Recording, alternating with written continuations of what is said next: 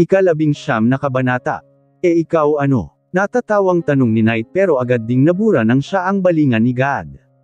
Ito si Boy Sandwich, beef ni Simone Mamon, turo niya kay Knight. Ang kakambal niya si Boy tahong na paborito ang tahong ni Carla, tawang-tawa na ito sa kaulokohan niya, pero yung mga kaibigan niya ay malapit ng map icon sa kanya.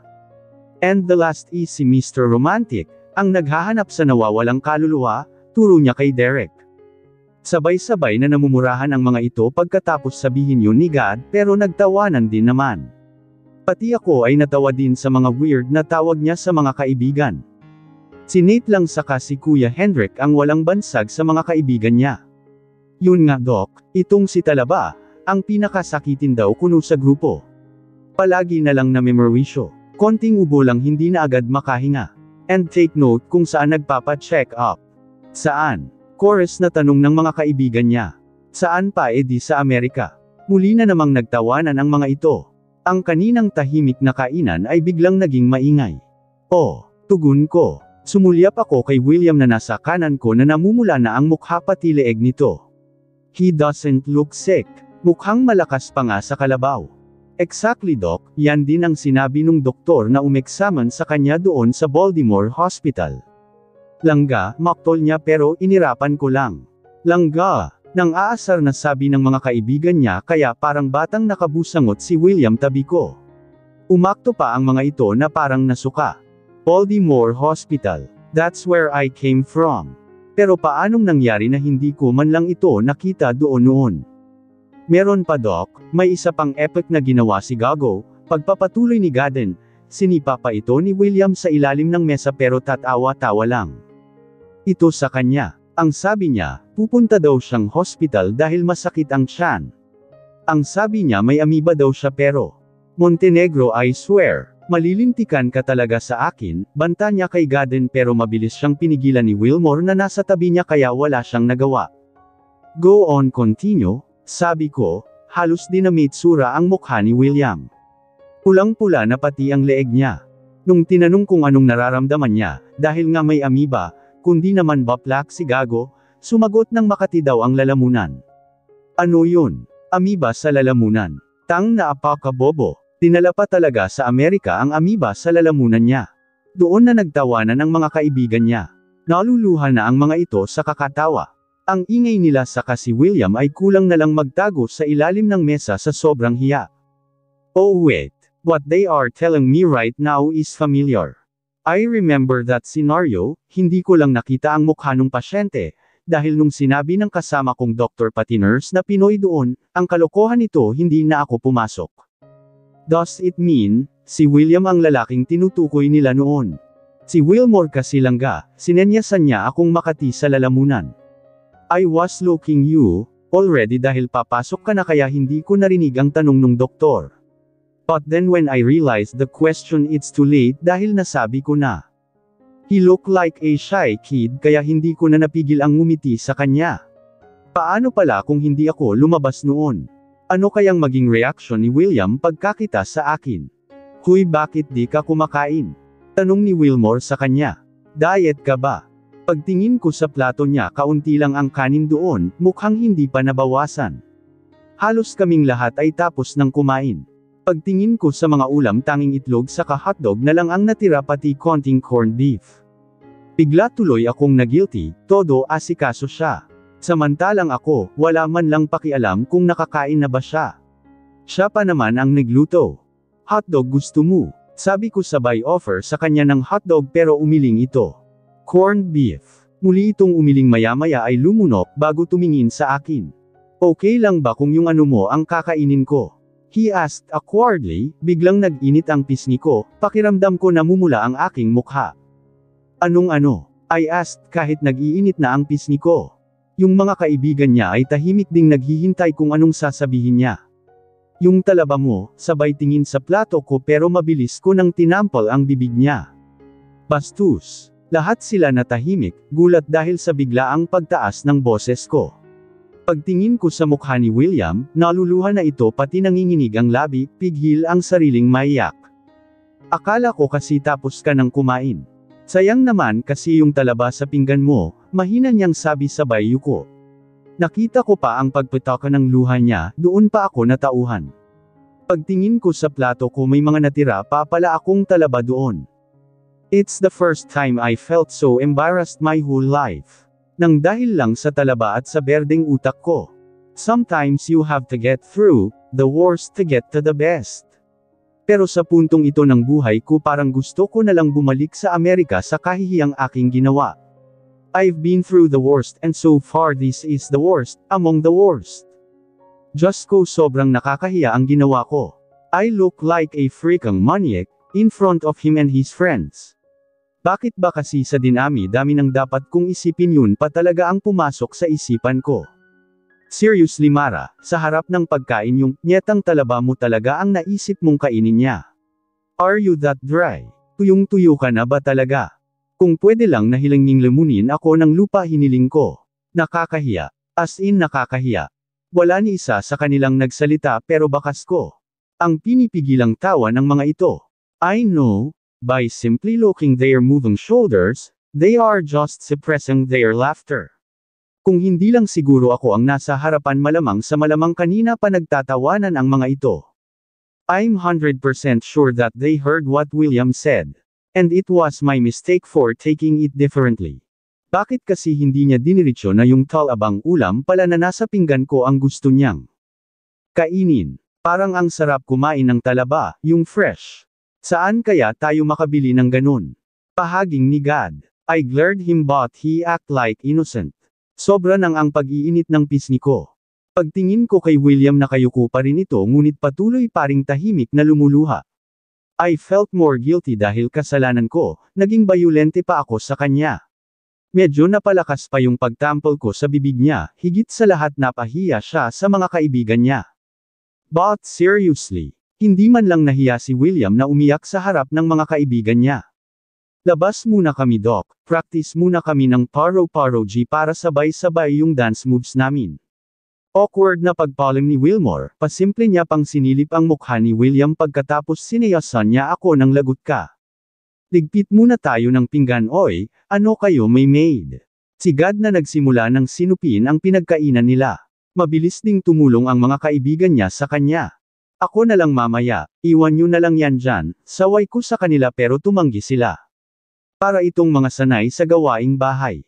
Si God ang naghugas kasama si Knight. Si Wilmore ang nagkuha ng walis para sa sahig, si Simone nagpunas ng mesa. Si Derek nagbalik ng mga upuan, si Ethan ang naglagay ng tubig para sa ref. They look comfortable moving around my kitchen. Sanay ang mga itong kumilos sa kusina ko, alam pa nila kung saan dapat nakalagay ang mga gamit. Kawawa naman ang langga na yan. Kain ka muna brute, kami ang mapapag-alitan ni Yaya Nora niyan. Si Simone, I don't know if he's teasing him or not pero hindi sumagot si William. Sinilip niya pang muli ang mukha ni William tapos nagkibit balikat saka nagpatuloy sa pagpunas ng mesa. Kawawa man talaga silang he said in different accent. Huwag ka nang umiyak, brute. Baka wala ka ng lakas kumain ng talaba niyan, panunokso ni God. Tatawa-tawa pa silang dalawa ni Knight doon sa lababo. Nagbubulungan pa ang mga to. Ako nang bahala sa kanya. Mahinang sabi ko sa mga kaibigan niya sabay hawak sa palapulsuhan ni William. Let's go upstairs. Stop crying, para kang bata. Para nga itong bata na nagpahila sa akin, sumisinghot pa na akala mo talaga ay inaway. Lang. Stop crying, tinatawanan ka ng mga kaibigan mo. Lalaki nung tao iyakin ka. Saway ko. Dinig ko pa ang kantiawan ng mga kaibigan niya kaya pinanlakihan ko ng mata ang mga ito. Naglalambing pala ang baby langga na yarn. Nang aasar na sabi ni Gaden sinaway pa siya ni Knight pero tumawa lang ito. Lika ka dito. Langga, kiss kita. Laban Brad. Walang iyak-iyak, wag pa bibi. Baka lumutin ang talaba. Dinig kong kantsaw ni Wilmore na sinegundahan naman ni Ethan. Akong bahala sa wine brute. All drinks on me. Basta lumaban ka, itayo mo ang bandera. Hoy gago bunganga nyo. Mahiya naman kayo kay Doc. Saway ni Derek sa kanila. Marami pang sinabi ang mga ito pero hindi ko na pinakinggan. Pagdating sa silid agad ko siyang pinaupo sa paanan ng kama. Wipe your tears, kuha lang ako ng pagkain mo sa baba. Lalabas sana ako ulit para kuhanan siya ng pagkain, pero mabilis niya akong niyakap sa binaon ang mukha sa tiyan ko. You need to eat. Sabi ko sa kanya pero umiling lang ito, this is what I don't like about him. He is so hard-headed daig pa ang bata na may yayang nakasunod pagdating sa pagkain. Kukuha lang kita ng pagkain. Dito ka lang. Usog na ako. Dito na lang muna tayo please. Parang bata nitong sabi. Tumangala pa ito sa akin saka kita ko ang pamumula ng bibig niyang tinampal ko kanina. Marahan kong hinaplos ang bibig niya at naramdaman ko ang bahagyang paninigas ng katawan niya. Para din naman akong napaso agad na inalis ang kamay ko. My heart hammered inside my chest, and I can feel the butterflies in my stomach. I'm sorry, I didn't mean to hurt you. It's just that, hindi ko matuloy-tuloy ang sasabihin dahil bigla akong nahiya sa kanya. It's just that, he asked teasing kaya umirap ako sa kanya na ikinatawa niya. Ang bilis nagbago ng mood niya. May saltik na din ata ang lalaking to. Iba kasi ang pagkaintindi ko sa sinabi mo. I'm sorry na tampal ko pa ang bibig mo sa harap ng mga kaibigan mo. Masakit ba? Ngumuso ito na parang batang tumango sa akin. Nagpapaawa pa ang mukha. Patingin nga. Hinawakan ko ang baba niya sa katiningnan yung parte kung saan napalakas ang pagtampal ko. Namumula nga ito. I'm sorry. Masakit kasi sabi ni Yaya Nora noon kapag daw kiss mawawala ang sakit. Kiss mo nga ako langga para mawala ang sakit please. Too late for me to realize what he is asking dahil parang wala sa sarili kong inilapit ang mukha ko sa kanya, mabilis na pinataka ng halik ang parte ng nguso niyang namumula. The moment my lips landed his para akong nakuryente, doon pa natauhan. Lalayo na sana ako pero agad niya akong nahila saka pinaupo sa kandangan niya, saka mabilis na pinataka ng halik ang aking labi. William, mabilis kong saway sa kanya. Bakit ka nang hahalik ha? Ops, correction lang ga, ikaw ang unang humalik sa akin. Pagrarasa niya pagkatapos ay bigla na lang naging seryoso. Hindi ako makapaniwalang tumingin sa mga mata niya, may hindi mapangala ng emosyon akong nakita doon. We were silent for a moment hanggang sa muli siyang nagsalita. That was my first kiss, and you took it. Kailangan mo akong panagutan Doc kundi magrereklamo ako. He looked so serious. What?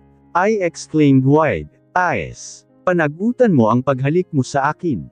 I reserved that for my wife. But since you stole it kailangan mo akong panagutan. What the hell are you saying? Gusto mo palabasin kita dito sa silid ko?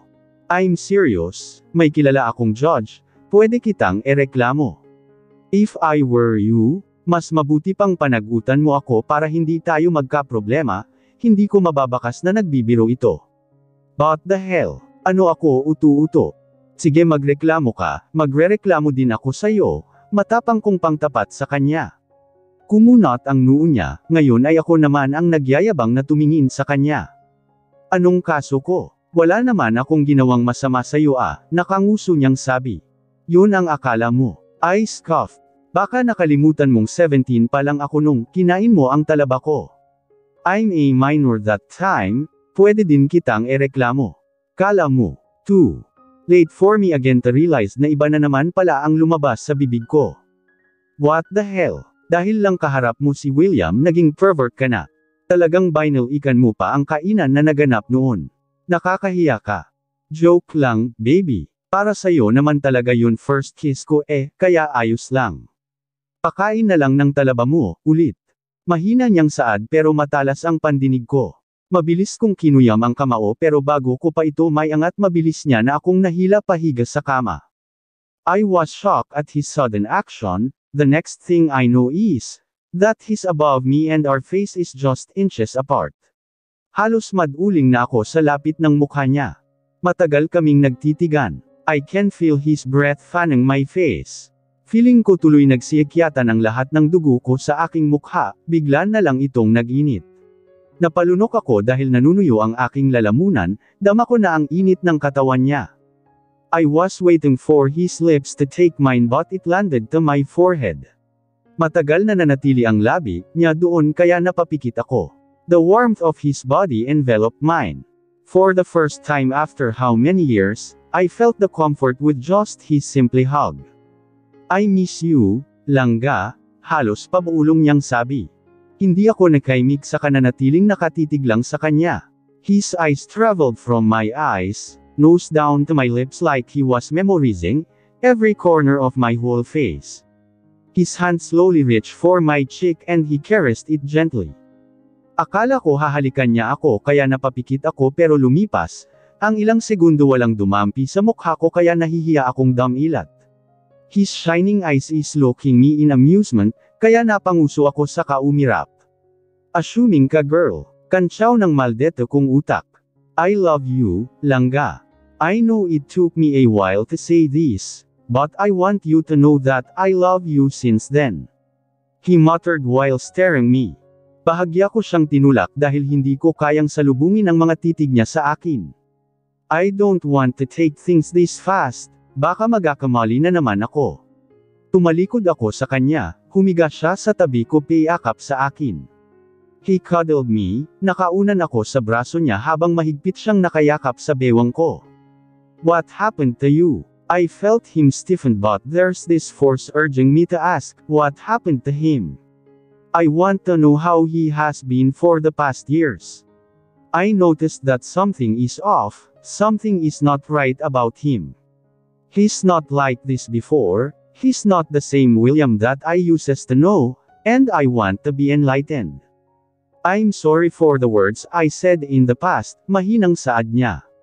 I know na kahit anumang gawin kong pagsisi hindi ko na maibabalik sa dati ang lahat. I already left a big scar in your heart and I regret that every damn fucking day.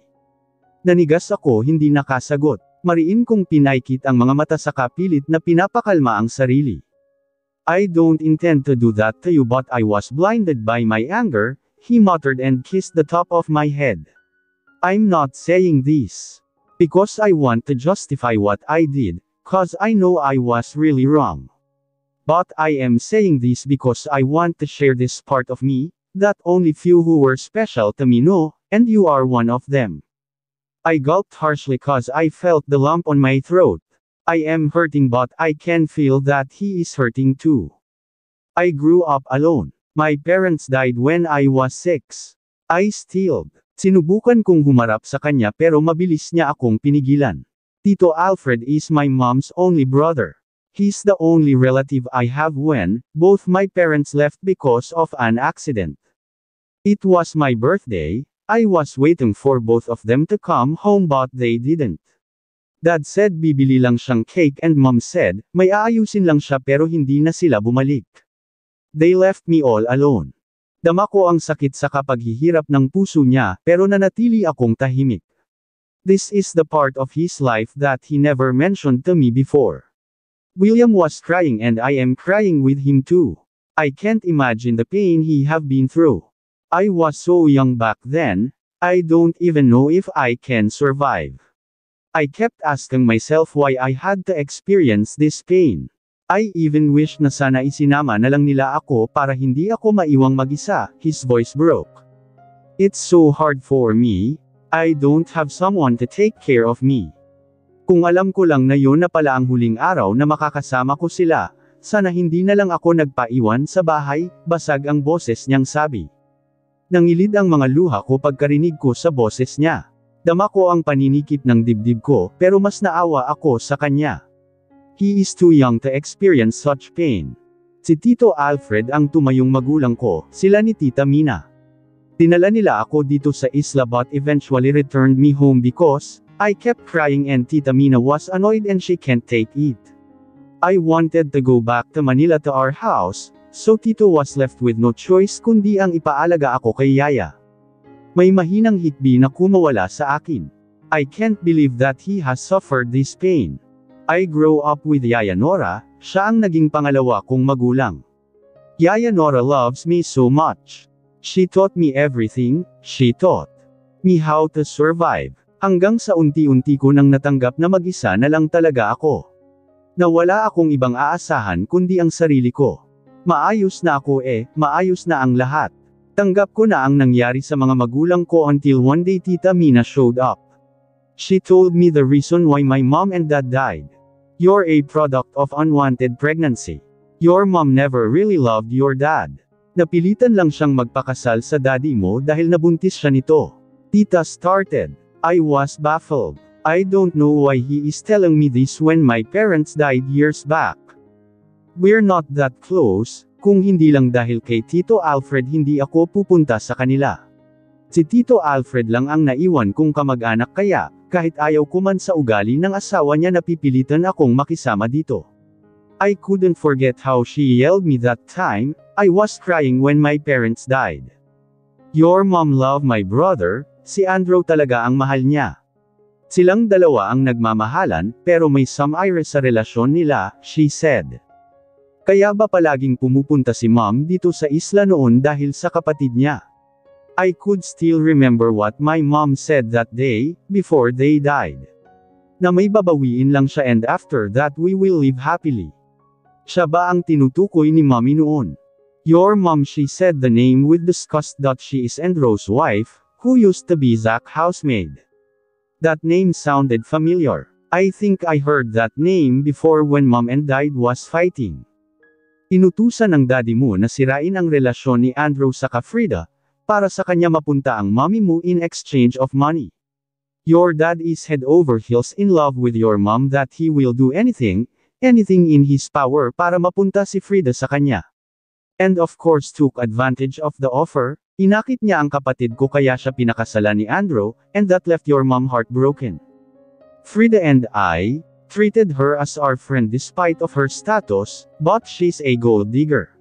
Gusto niyang maging kagaya namin, maging mayaman kay mas pinili niya ang pera ng daddy mo kesa sa pagkakaibigan namin. I looked her in the eyes trying to find out if she's telling the truth or not but I can't find any trace that she's lying.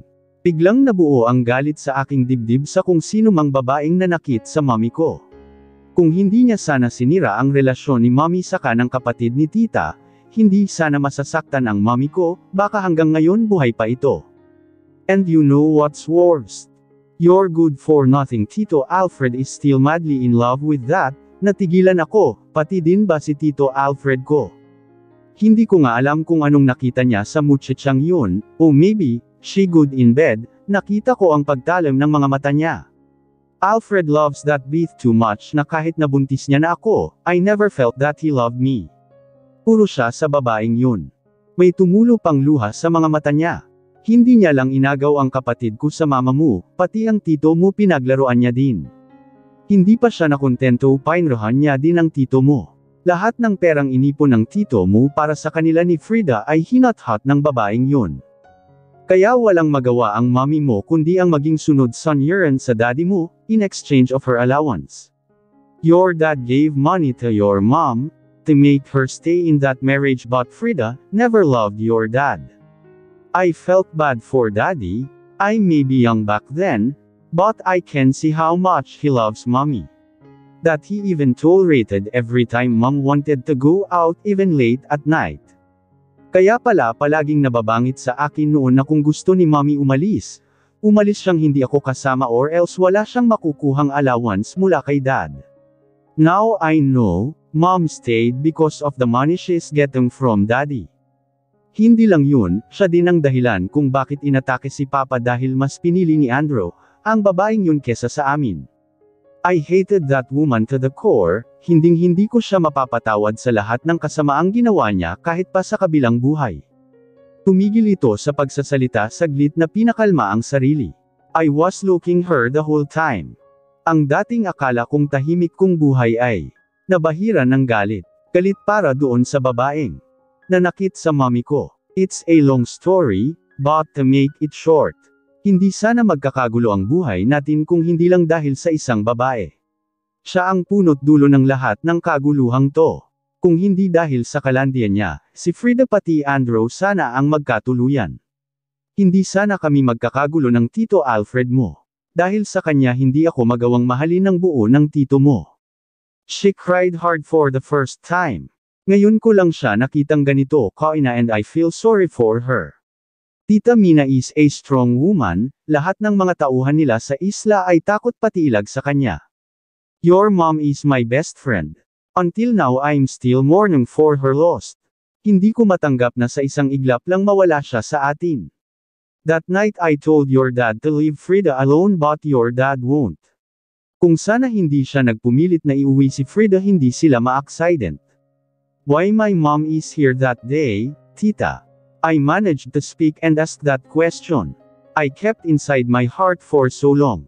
It's my birthday pero nakalimutan niya dahil pinili niyang pumunta dito. Gaano ba kahalaga ang presensya niya dito ng araw na yun? Nakita kong natigilan si tita pero maya-maya ay nakabawi din. That day gave birth to Andrew's daughter, she muttered. I was with your mom in the hospital. Noong araw na yun plano nila ni Andrew na umalis. Magpakalayo-layo pero hindi natupad dahil nanganak ang asawa niya saka nagbago ang isip ni Bunso. Sa halip, nakipaghiwalay si Andrew sa mommy mo. Hindi matanggap ni Frida, she was left crying and devastated.